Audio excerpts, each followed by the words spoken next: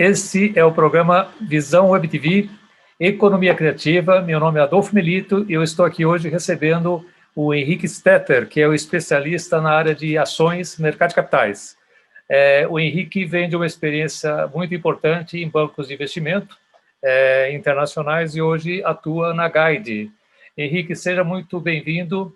A ideia é nós conversarmos aqui hoje no programa Economia Criativa a respeito de um tema que está sendo bastante demandado pelo mercado, né? Mas você não vai falar de como investir em ações, nem falar sobre tutorial. Você vai falar sobre a questão do contexto geral do que está acontecendo na economia e por que esse mercado está crescendo tanto. Fala um pouquinho da Guide e da tua atuação na Guide. Perfeito. Muito obrigado pelo convite, Adolfo. É um prazer estar aqui com vocês. E falando um pouquinho mais sobre mim, né? Assim, eu de fato trabalhava num banco de investimento estrangeiro, já na mesma área que eu trabalho hoje, né? Que é a Research. Então, a gente lá nesse banco a gente cobria alguns setores específicos da bolsa. Então, era o setor de bebidas, agronegócio e alimentos, né? As empresas listadas na bolsa que faziam parte desses setores eram que a gente olhava no dia a dia, né? Pelo menos o meu time dentro do banco. E não só para o Brasil, né? A gente olhava, na verdade, para a América Latina como um todo. Agora, na Guide, né, é o time que eu faço parte já há um pouco mais de um ano, eu também trabalho nessa área, mas já olhando apenas para o Brasil, mas para todas as empresas listadas, né? Pelo menos as principais grandes empresas, né? Pelo menos as que fazem parte do Ibovespa e algumas outras também. Então, hoje, aqui é o nosso objetivo, né, pelo menos da minha área, é dar recomendações, chegar, né, nos nossos clientes através de estudos que a gente realiza, né, e obter as melhores recomendações para que eles possam fazer os melhores investimentos ao longo do ano, quando se trata, né, de bolsa, de investimento, de fato, em empresas listadas na B3. Bom, e falando sobre a Guide é uma corretora, né, uma corretora bastante conhecida no meio, uma corretora que tem já uma história expressiva no mercado, que oferece, né, diferentes serviços dentro do seu universo, né? O universo de corretora cada vez mais se expande, oferece cada vez mais oportunidades, e a Guide busca estar presente em todas elas, né? Então, possui uma força de venda massiva, interna, que a gente pode conversar até um pouco mais depois, mas o objetivo da empresa, de fato, né, da Guide, é oferecer todos os serviços disponíveis no mercado aos seus clientes, né? Então, acho que é mais ou menos esse o grande objetivo, estar sempre presente através do seu amplo poder, né, de força de venda, através dos seus assessores, e sempre oferecendo as melhores oportunidades ali para os seus clientes. Você estava contando agora há pouco um pouquinho sobre esse crescimento espantoso do mercado de ações. Fala quais são os números que você teve no crescimento de 2015 para cá. O que está acontecendo? O número de investidores, o volume de ofertas, o valor total negociado por dia? Não, de fato, o crescimento massivo, né? Assim, o crescimento, de fato, ele é exponencial ao longo desses últimos 6 anos, né? A gente estava até falando, o número de investidores na Bolsa saíram ali de 500, 600 mil, né, mais ou menos, nesse período de 2015, para atingir mais de 3 milhões em 2021, logo no começo do ano. Volume negociado, né, a gente estava falando também algo que saiu próximo de 6 bilhões, né, por dia, volume médio negociado na Bolsa, e fechamos, né, a B3 divulgou janeiro de 2021 já com um volume negociado próximo dos 37 bilhões. Né? Isso mostra como o nosso mercado tem crescido. De fato, as corretoras cada vez mais, né, possuem a necessidade de fazer grandes investimentos para suportarem esse nível de crescimento. Né? Que o crescimento vem de todos os lados, seja através do número, né, esse número expressivo de investidores entrando na Bolsa, mas também não só isso, conversando também com, né, cada vez mais o fluxo maior que envolve esse número maior de investidores na Bolsa, e você tem que estar preparado com tecnologia, com investimentos na área de desenvolvimento, você tem que ter braço também para suportar tanta gente, né? É necessário ter mão de obra. Então, de fato, bom, não é simples, são investimentos fortes que têm que ser feitos, o mercado tem se desenvolvido cada vez mais, a competição também está alta, né?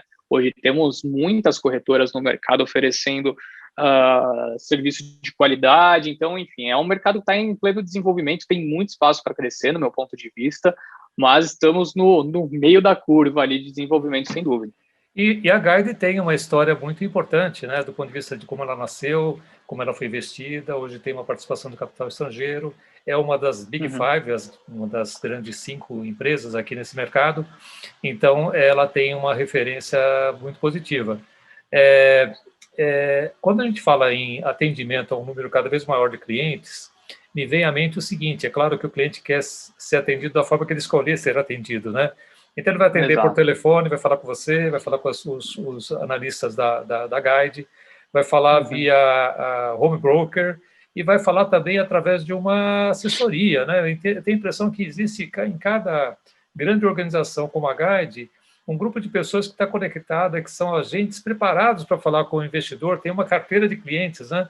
Como é que funciona isso no caso de vocês? Não, perfeito, Adolfo, é isso mesmo. A gente hoje busca oferecer de todas as formas, a maneira que o cliente buscar, né, encontrar a corretora, ele tem que encontrar. E isso, putz, em todos os sentidos você pode imaginar, seja através de redes sociais, seja através, né, dos segmentos que nós oferecemos. Hoje em dia nós temos uma diversificação muito grande, né, em termos de força de venda da Guide, né? Então a gente tem, por exemplo, funcionários Guide de fato, né, que é a nossa força interna de venda. A gente possui, nós figuramos atualmente, né, entre o top 3 em termos de número de agentes autônomos também ligados à Guide, né? Então é super importante, né, uma força de venda que assim é essencial para o nosso modelo de negócio, né, para encontrar os clientes, trazer para cá. O nosso forte na Guide é o modelo de fato de assessoria, né? O cliente ele de fato encontra na corretora uma tranquilidade maior em fazer seus investimentos, porque ele sempre vai ter alguém ali do lado pronto para auxiliar, né? O crescimento atual no número de agentes autônomos é elevado e nossa expectativa para 2021 é manter esse número se elevando cada vez mais. A gente não tem esse viés, né, de apenas fazer um investimento forte no nosso digital, que também é o terceiro modelo, né, dentro da Guide que eu comentei. Os 2 primeiros, força interna, agente autônomo, e também o digital, né? Hoje tem também o serviço próprio, né? Você pode fazer um serviço self-service, então você pode entrar ali na plataforma da Guide, buscar o seu investimento, né, diretamente, você vai encontrar as diferentes oportunidades com a descrição exatamente do que se trata, enfim, e fazer por si só. Né? Então, hoje, se você busca ter algum especialista do seu lado te auxiliando, tem o agente autônomo, tem a nossa força interna de venda, mas se você quer fazer o seu investimento direto, também tem a nossa plataforma que te permite fazer isso. Isso é bem e cada bacana. vez mais é necessário, né? É necessário fazer um grande investimento na parte digital para ter essa sustentação, né? Para essas pessoas que estão buscando fazer investimento direto, mas sem perder, né, o grande enfoque da companhia, que são os agentes autônomos, né? Que é de fato da onde nós possuímos um grande diferencial atualmente no mercado. O Henrique tem um desafio que é exatamente ele tratar com vários segmentos de negócios diferentes, quer dizer, na prática, hoje até o próprio investidor, né, muitas vezes ele fala assim, puxa, eu tenho preferência por tal setor, né? Eu gosto de tecnologia, eu gosto de telecom, eu gosto de produtos no segmento de varejo, etc., né? Então, é um grande desafio. Eu queria comentar pelo seguinte, há uma quantidade grande de lançamentos de novas empresas, né, que fazem a abertura de capital na B3, na Bolsa. Isso aconteceu muito forte em 2007, voltou a acontecer um pouco ano passado, a expectativa é que seria até maior, né? E a gente vê dois movimentos. O movimento que é feito de lançamento de ações aqui no Brasil, pela B3, né? E o lançamento de ações que são feitos fora do Brasil, que agora também estão disponíveis no Brasil. Por exemplo, cito a XP, a Stone, né? E a gente fica depois discutindo se a Lynx vai ser comprada pela Stone ou pela TOTVS, né? Esse mercado está bastante movimentado. Fala um pouquinho para nós que tipo de produto que hoje o cliente de uma corretora ele pode encontrar, ele pode comprar ações aqui no Brasil, ações de empresas brasileiras fora do Brasil. Quais são os produtos que você tem disponíveis para esse investidor? De fato, o mercado evoluiu muito nisso, Adolfo. Até em outubro do ano passado teve uma mudança de norma super importante, né, que ocorreu ali na CVM, a B3 também teve que se preparar para isso, onde qualquer investidor, sem que seja, né, investidor qualificado como era necessário anteriormente, para ser investidor qualificado você tem que ter mais de 1 milhão investido na bolsa, tem que atestar para isso, enfim. Então, hoje, qualquer pessoa que tem dinheiro na Bolsa consegue fazer aquisições de empresas listadas lá fora. Isso é super interessante, através dos seus recibos, né, as famosas BDRs.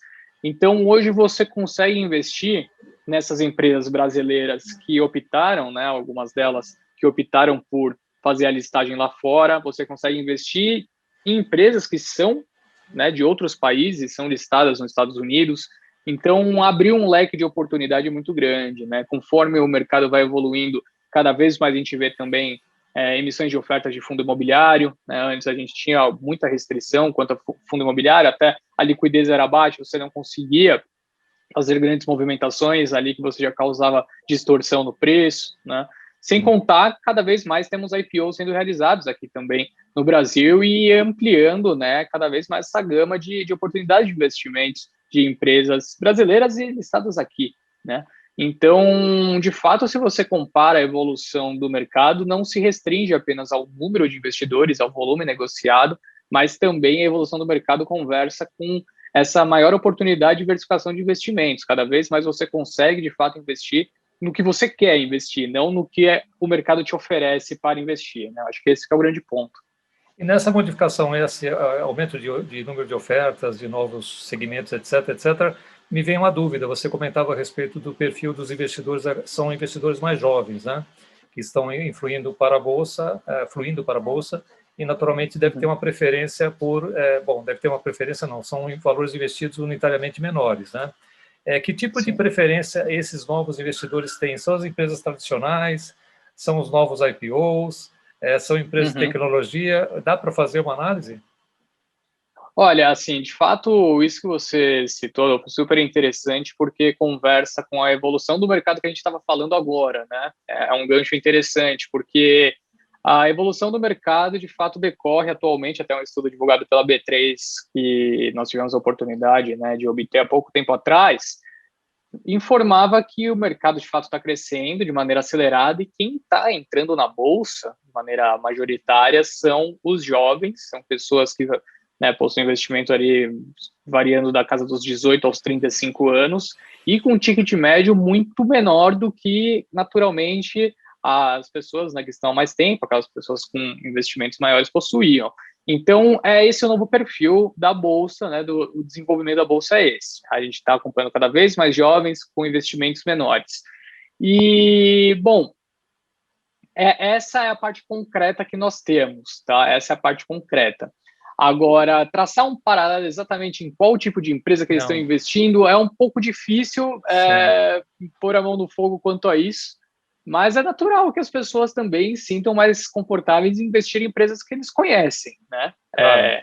É natural. Então, o jovem tende a conhecer mais empresas de tecnologia, né? A pessoa com mais idade tende a conhecer, por exemplo, mais empresa de energia, né? Natural que a gente veja pessoas que estão na Bolsa há mais tempo citar com a maior naturalidade do mundo algumas empresas que são super pequenas de energia, que estão há tanto tempo operando no interior do fim do mundo. Isso daí é normal a gente ver.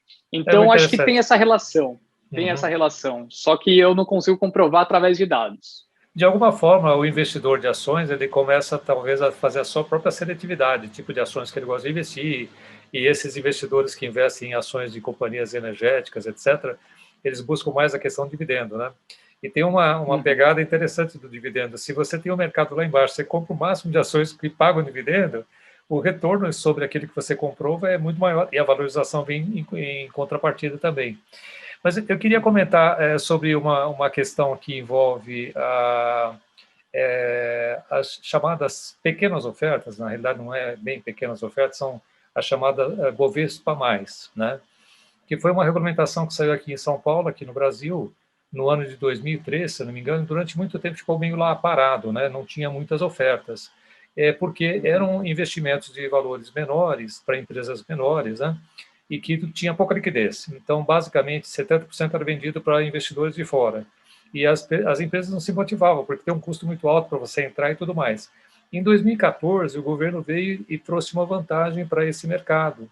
Ele disse o seguinte: olha, para todo mundo que investir nas ofertas menores, empresas que faturam até 500 milhões de reais, e tem um valuation, uma valorização, uma avaliação para efeito de lançamento, de até 700 milhões de reais, elas vão estar isentas do imposto de renda, ganho de capital, né? Se você comprar uma ação e você vender daqui a pouco ganhar 100%, você não paga nada de imposto. Isso começou a vigorar em 2014. Eu não sei qual foi o resultado disso. Depois eu vou te complementar um outro ponto, porque são outros produtos que estão vindo a partir daí.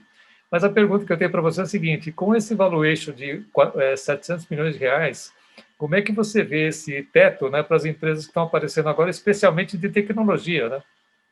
Sim, com certeza. É uma pergunta bastante interessante, sim, Adolfo, porque, assim, de fato, a gente está tendo muitas ofertas vindo ao mercado, só que esse teto, ele acaba sendo baixo mesmo quando a gente olha para as empresas menores que estão vindo, né, na Bolsa. Sim, Então, você sim. pega, por exemplo, no ano passado, eu honestamente não sei se teve alguma empresa, até acredito que não, que tivesse um valuation abaixo de 700 milhões. Né? Até as ofertas sim, as ofertas de fato tivemos algumas abaixo de 500 milhões, algumas poucas, mas tivemos.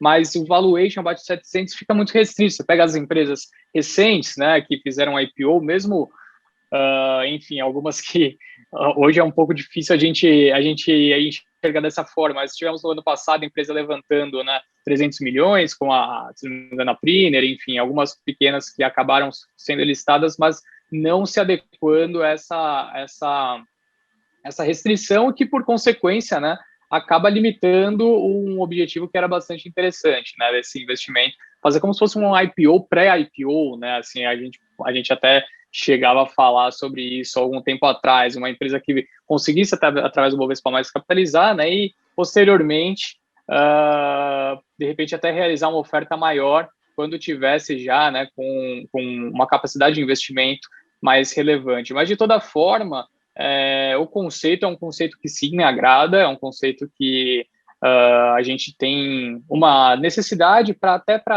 abrir como oportunidade para essas empresas. É claro que com o cenário atual, né, de taxa de juros, Selic a 2%, fica mais favorável para que essas empresas consigam se capitalizar muito mais favorável do que era em 2015, sem dúvida nenhuma. Sim. Mas, de toda forma, eu acho que existem alguns meios que poderiam facilitar com que o mercado ficasse ainda mais ativo, né, nesse sentido. Dentro desse pacote, aparentemente, existem alguns produtos que não são apenas ações, né? Então, nós vimos surgir no mercado fundos de investimento imobiliário, que fazem lançamento através da B3. Vimos também os fundos de investimento em participações, eventualmente algum fundo que a gente não está captando aqui agora, que quando você investe nesse fundo, ele está dentro dessa característica desta lei de 2014, automaticamente você não paga, naturalmente, o ganho de capital. E isso é um benefício muito grande, particularmente para quem investe nesses mercados.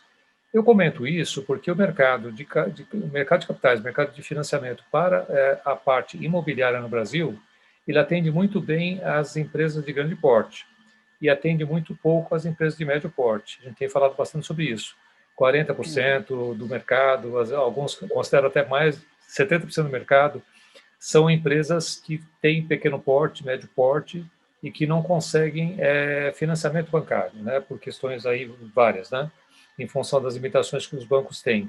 E se o mercado de capitais tem essa atratividade, evidentemente é um ponto muito favorável, né, porque a gente tem um financiamento a imóveis, a compra de imóveis muito farto no Brasil. Você vai em qualquer lugar, você tem financiamento para você comprar a casa, né, ou comprar um apartamento Perfeito. novo, etc, etc. Só que se você não produz, se você não financia a produção, você não tem produto para vender depois, né? Então, se você identifica na Guide alguma movimentação de investimentos nesta área de fundos imobiliários, você percebe isso hoje no mercado? Sim, percebo, sim, Adolfo. A gente tem acompanhado até aqui internamente um trabalho sendo feito de maneira excepcional, até, né, pelo Luiz Gustavo Pereira, que tem capitaneado aqui internamente esse movimento. A gente tem participado de emissões e, assim, querendo ou não, é um mercado que ainda está em desenvolvimento, né?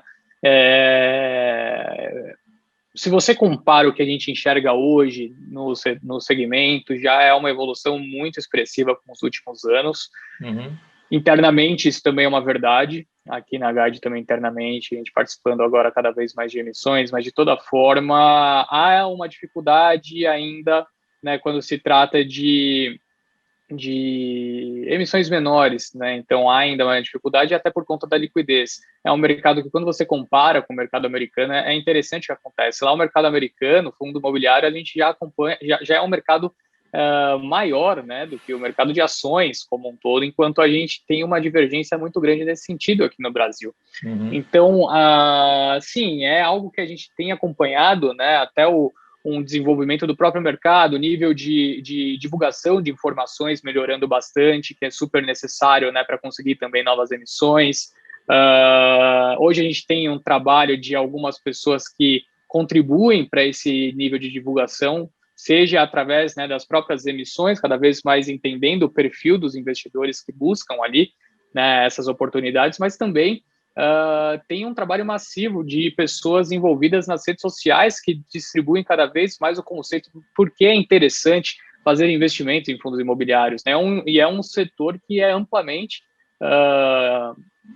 que o grande volume de investimento é realizado por pessoas físicas, né? Se não me engano, de 60% a 70% dos investimentos em fundos imobiliários hoje é de fato realizado por pessoas físicas. Você tem algumas vantagens, né? Ali de fazer esse tipo de investimento, né? Isenção, por exemplo, no dividendo, né? Previsibilidade também no pagamento desses retornos, o que pessoa física adora escutar, né? Saber que vai ter um investimento sendo realizado e que vai receber, enfim, 7%, né, ao ano, o que, quando você compara com o CDB, como a gente estava falando, né, já tem uma atratividade muito maior. Então, o mercado como um todo está em desenvolvimento. A partir, né, se não me engano, foi dezembro do ano passado, se não me falha a memória, dezembro do ano passado, que a B3 permitiu, por exemplo, começar, né, a alugar as cotas de fundo imobiliário para você conseguir shortear também, né? Então, assim, cada vez mais coisas que já acontecem com mais naturalidade no mundo de ações começam a ocorrer no mundo de FIIs. É algo que a gente tem trabalhado nesse processo de desenvolvimento internamente também. Você citou um ponto bem importante, porque quem investe em ações tem uma percepção de risco bem maior do que quem investe em fundos imobiliários, que tem um risco também, não é uma renda fixa, né? É uma renda variável. Se o empreendimento imobiliário não der o retorno que você espera, você pode até perder, né? Mas você tem razão, quer dizer, acho que existe uma percepção de risco menor e atratividade maior para esse tipo de investimento. Olhando para um mercado que talvez vocês não acompanhem, né? Eu só queria aqui provocar, porque nós fazemos parte do mercado de crowdfunding de investimento, o equity crowdfunding, né? Nós participamos de toda a elaboração desse modelo aqui no Brasil desde 2014, né? Aliás, começou a operar no Brasil antes de operar no mercado americano, que começou em 2016. É claro que lá eles deslancharam bastante, nós estamos aqui numa fase na expectativa de novas reformas para a instrução da CVM, para alavancar um pouco mais esse mercado. Só para dar um número para você verificar que você pode ficar bem orgulhoso dos números da B3, porque nós temos aqui, fizemos cerca de 120 milhões a 150 milhões de fundo de crowdfunding para o setor imobiliário, que uma parte está dentro da CVM, uma parte não está, mas assim, a gente está considerando esse valor como total, tá? Tem cerca de 80 milhões a 100 milhões no investimento de startups, que também é um mercado importante. Agora, quando você faz a comparação, qual seria o tamanho do mercado de startups aqui no Brasil, que é o que a gente mais foca, né? Seria, sei lá, R$1 bilhão, né? Porque seria 2% dos IPOs que você tem no mercado. Se você pegar IPOs esse ano, você vai calcular 2%, você vai ver que está acima de 1 bilhão. E nós estamos ainda num patamar muito pequeno. Uma das questões que nós temos tratado na CVM, e eu faço aqui uma consulta totalmente pessoal, né? Não em nome da minha plataforma, nem em nome da associação, eu fico imaginando o seguinte: você dentro de uma corretora, você tem toda essa galera de novos investidores. Esse pessoal, eventualmente, poderia ter interesse em investir em startup, é uma coisa totalmente diferente, né? E o crowdfunding trouxe para esse mercado de investidores, pessoas físicas, uma coisa que a pessoa nunca pensou em fazer, né? E ela sabe que ela pode estar participando de um empreendimento que tem um risco muito maior, né? Porque é uma startup, mas que tem, eventualmente, uma alavancagem maior. Se der tudo certo, pode multiplicar por 5, 6, 10 vezes, quem sabe, né?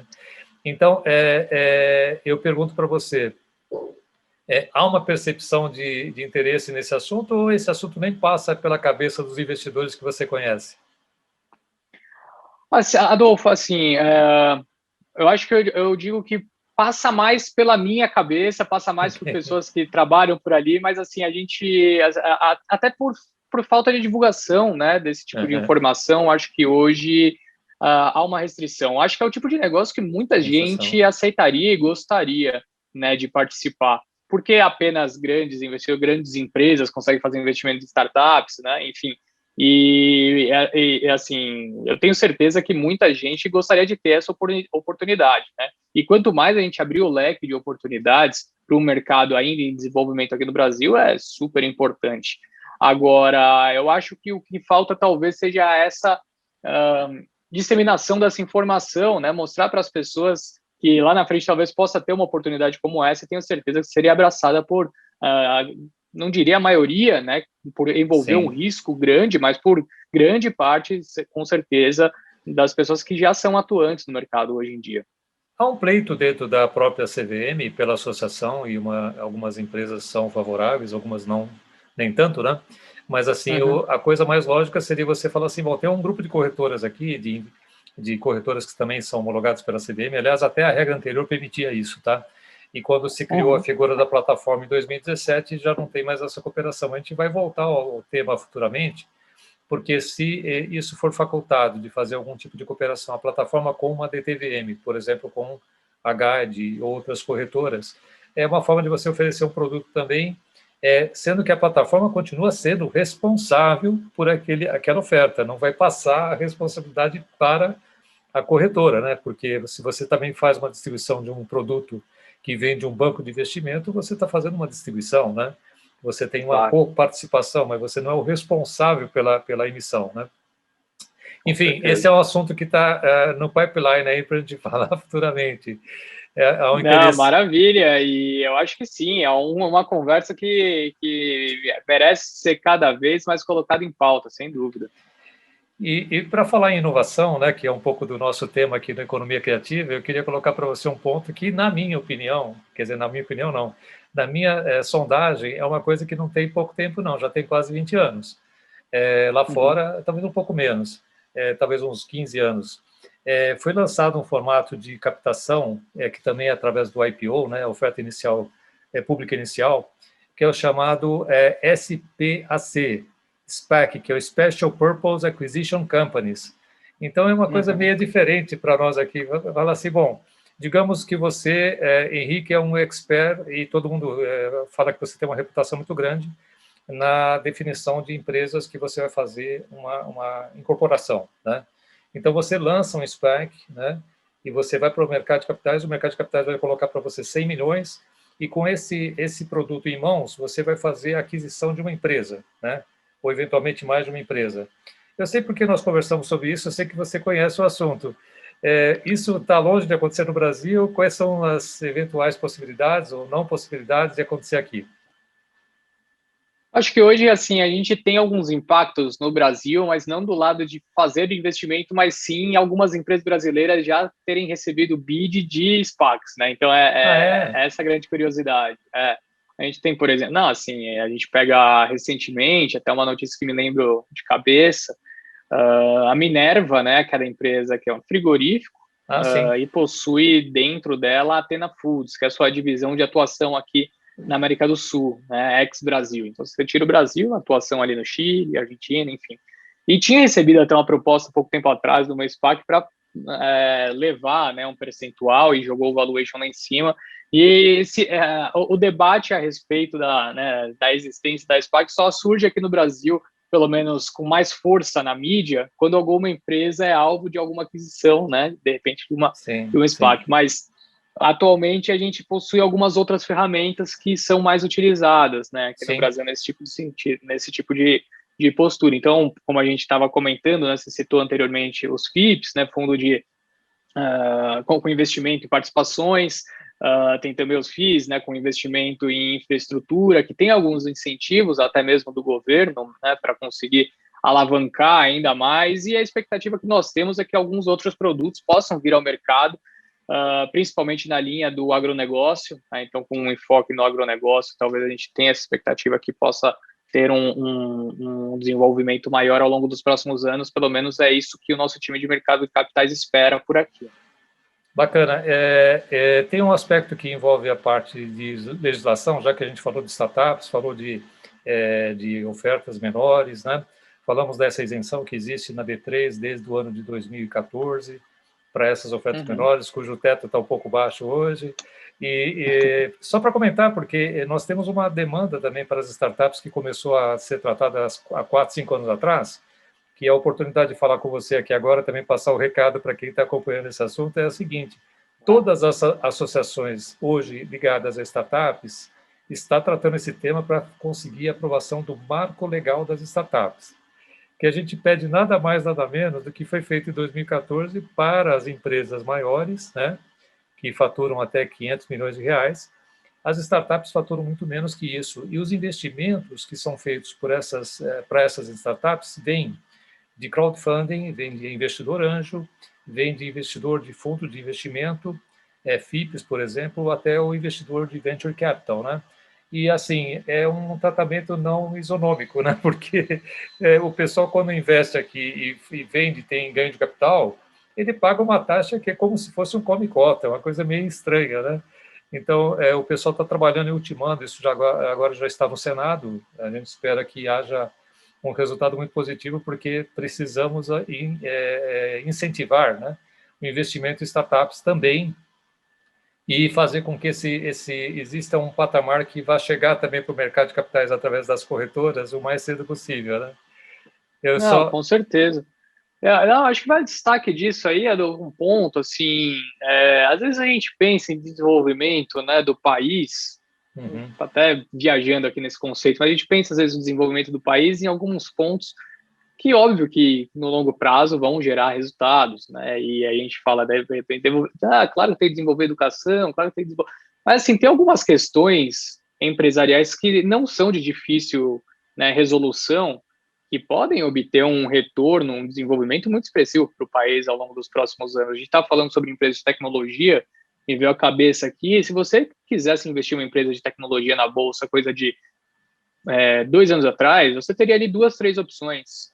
E por que isso, né? A gente tem tanta opção nos Estados Unidos, por que a gente tem tanta opção na Ásia, na Europa e no Brasil, uma restrição tão grande? Claro que tem alguma coisa errada aí, né? E se tem alguma coisa errada, a gente tem que atacar esses pontos. A dificuldade para empreender no Brasil, a gente já sabe como é, né? Pensa no lado da empresa. A empresa, você quer contratar um funcionário, ele vai receber X, você vai pagar 2X. Né? Você não tem nenhum incentivo e uma dificuldade muito grande de obter investimentos, seja através de dívida ou através do equity. Né? Assim, se você quer buscar linhas de crédito, você vai ter que pagar, até coisa de 5 anos atrás, você pagava, né, só o que você ia pagar de juros, já te desincentivava, era mais fácil você investir direto na bolsa através de uma outra empresa, enfim.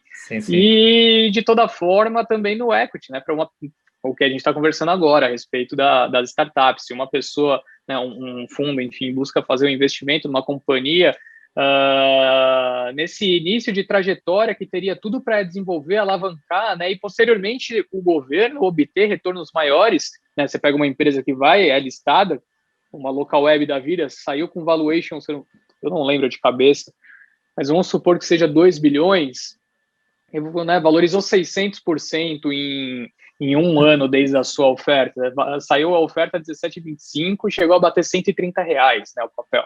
Então, é natural que com esse crescimento, né, a empresa se capitalize e lá na frente você vai conseguir obter só o que essa empresa vai pagar de tributo para você é muito maior do que seria se você taxasse ela no início da sua trajetória, né? Sim, se você taxasse mais forte o retorno de capital daquelas pessoas, dos investidores que são dispostos a correr aquele risco também, né? Se você investir numa startup não é simples.